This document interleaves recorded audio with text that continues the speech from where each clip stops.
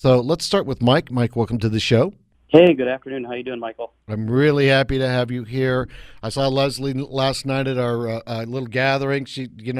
You're a lucky man, buddy. I'm going to tell you. Thank you. How'd that go? Was it a good event? Yeah, it was great. Mission accomplished. I'll tell you more about that offline, but it was, just a moonshot that actually hit the target. Hey, let me back up a bit. Give our audience, because, it's been about a week or so since you've been on the show, a rehash of what your fund does. And by the way, ask for Eric on that email I sent you. Okay. Oh, yeah. Thanks for sending that over to me. Pinpoint Homes is a hybrid flip and rent private equity fund. Mm-hmm. We're primarily in Minneapolis. We're coming to Dallas very soon, and we'll be in 4 main markets eventually, 4 to 5. And so that's why I wanted to talk about why we chose to be a flip and rent strategy fund. It's unusual to have the hybrid of both. Usually you're one or the other. And I wanted to discuss a little bit of why we decided to take a hybrid approach to this. Please, bring it on. Well, with rentals, it's the most consistent generally. It's lower returns, but it's consistent mailbox checks you can count on, and that 6 to 10% if you're really excellent at this type of cap rate and return. Total yield generally another 3 or 4 points above that, depending on how the housing market is appreciating. And so it's great for that. However, it can take 18 to 24 months, very generally does, to get that kind of return going. And, for investors, that can be asking a lot of patience out of them to wait that long to finally get some return on that investment. So what we did is complemented our rental strategy. Yes, we want to think about long-term yield. We want to think about long-term stability with consistent quarterly checks. But in the short term, and we'll do this over the life of the fund, we wanted to incorporate flips. So we would always have more immediate distributable income, and it wouldn't affect the growth of our fund by selling or over-leveraging our assets to create distributions on the rental side. That makes sense to me. Yeah, you can get money now, you get money later, right. And you just kind of balance. You're always monitoring this. You just balance how many of each you're doing so that investors are getting the consistency they're looking for in income. What about the underwriting side, when you're flipping in 30 days? So 90% of what we do, and this is what I would advise others that are doing this or looking to get involved in it, is to always underwrite each home for either scenario. With flipping, you have a great idea, you do a lot of due diligence, and it should pan out, but it doesn't always. And so we always go into each property underwriting both success on a flip side, and if it doesn't flip, so we'll list it for 30 days. Let's say we were wrong, something went different with the market, then we'll throw it into our rental portfolio because we've already underwritten it to succeed over there as well. And so that way, whenever you buy an asset, you have a winner. You're not going to be stuck with a loser because you've underwritten it on both sides. And then when the market returns or whatever needs to happen, you have time before you need to exit out of that home by having it in a rental portfolio. Now, I got to look at the kind of returns that you are way out ahead of the pack on anything else that I've seen, whether it's a REIT or other type of organized real estate investment processes. You have 10% of your portfolio bought for home runs with higher end unique. Walk me through this. Yeah, so big numbers are flashy and they're fun to go after. So, we want to be responsible, but also give our upside with those home runs and unique properties. They generally aren't going to pencil out in underwriting on the rental side, and that's what I meant by it doesn't always pencil out in that comment. But on the flip side, it has huge upside and opportunity. But you don't want to make that a small portion of our portfolio. Like I said, probably maximum of 10%. That's the way we model it. Because we do want home runs, but we also don't want a lot of exposure. I mean, it's a risk reward like anything. You get a lot of upside with it because there's generally a little more risk involved in that deal.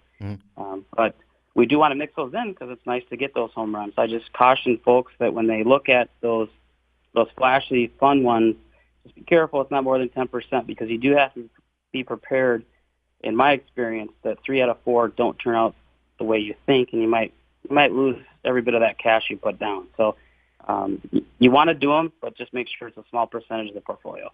Got it. The rentals, they need to be underwritten on cash flow, not total yield. Tell our audience about that. Yeah, we want to be careful. Total yield, a lot of people just stare at that number, and And a rental can pencil out on a total yield perspective. From a longevity standpoint, it's going to appreciate. It's in an up-and-coming area. And we know 5 years from now, 10 years from now, that home will give us the mid-teens returns we're looking at. But in the interim, you can't forsake cash flow for that, because how are you going to carry that property for the next 5 to 10 years unless it cash flows? And how are you going to have distributable income your investors are looking for unless it cash flows? So we underwrite it on both sides. We want it to at least, our minimum cash flow or cap rate that we're looking for is 8%.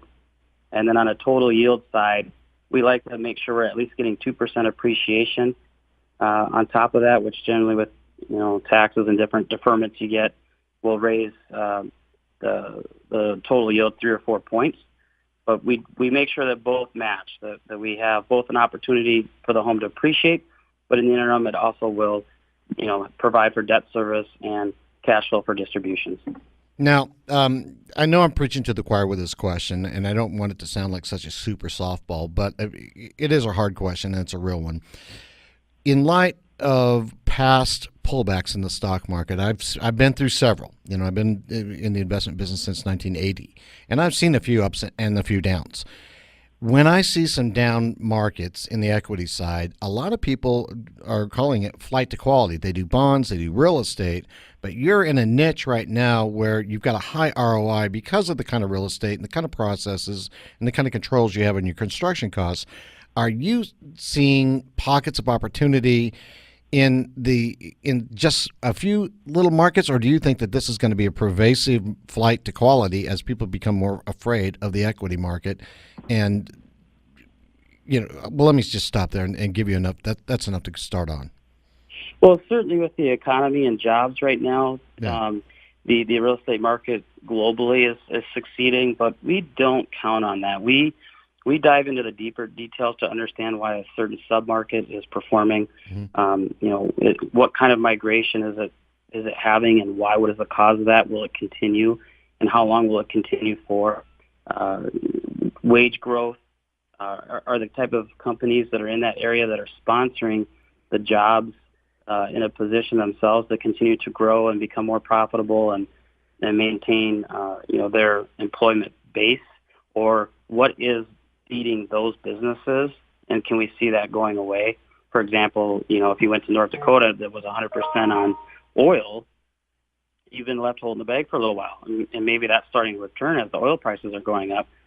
But that had one specific economic factor that allowed that area to blow up. We avoid that. We're always looking for very diverse job growth opportunities, very diverse reasons for why people are migrating to a certain area, because those are all the things you need for sustained strength. And so, yes, everywhere right now is pretty much succeeding. We see that in the reports, but we don't let that deter us from doing deeper dive to make sure that it's something that we know that can outlast a stock market crash or any other political or other event that might get in the way. Got it. Mike, we got to run, but thanks for sharing your wisdom and your knowledge, and I'm sure every shareholder you have is happy for the returns. Thanks for They're very being happy. First quarter was great. here. I'm sure it was. Let me know if there's any way we could talk about that, because it's an amazing number you told me about. Yeah, maybe next week we'll talk about first quarter results if you want.